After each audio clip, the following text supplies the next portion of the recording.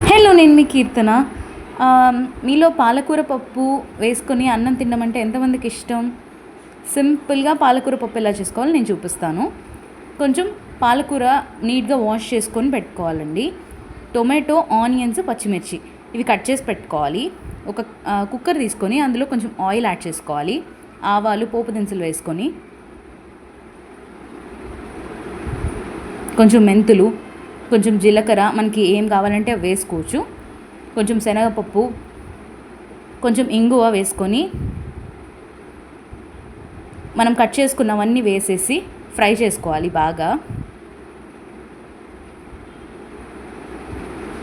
ఇప్పుడు పాలకూర కూడా అందులో వేసేసుకొని కుక్ చేసుకోవాలి.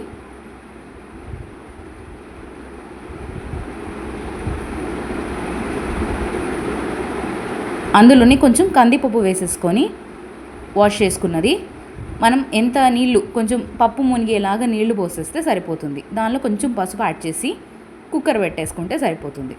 పాలకూర పప్పు ఎంతో సింపుల్గా రెడీ అయిపోతుంది. మీకు నచ్చితే కామెంట్